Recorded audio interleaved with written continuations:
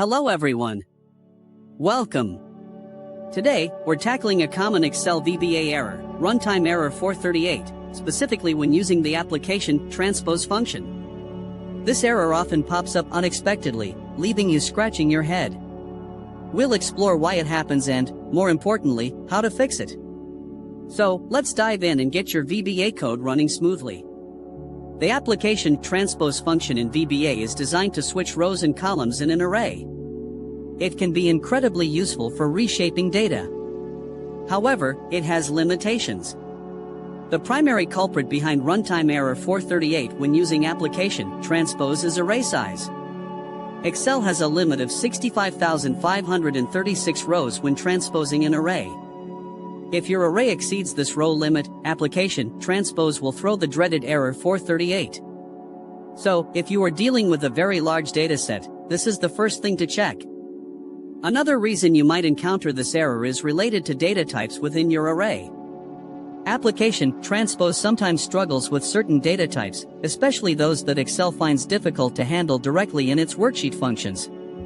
It's best practice to keep your data types as simple as possible when working with Application.Transpose. Now, let's discuss solutions. First, if your array is too large, you need to find an alternative method for transposing your data. One approach is to use a loop to manually iterate through the array and write the transposed values directly to a worksheet. While this is slower than Application.Transpose, it bypasses the size limitations.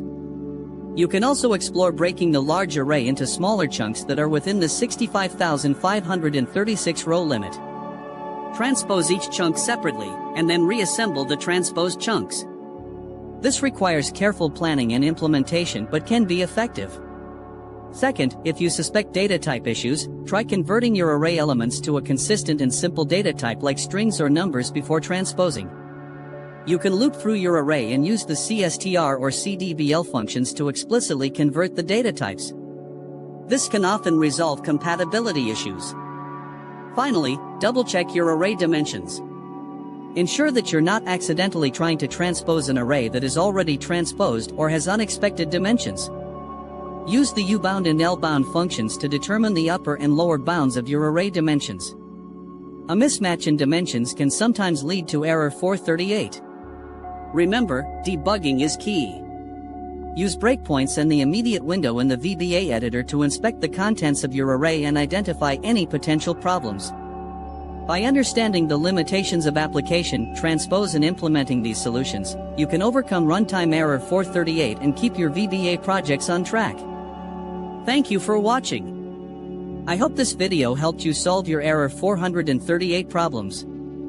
If you found this useful, please consider leaving a like, sharing this video with others who might benefit, and subscribing for more Excel VBA tips and tricks. Your support helps me create more content like this. Also, let me know in the comments if you have any other Excel VBA issues you'd like me to cover in future videos.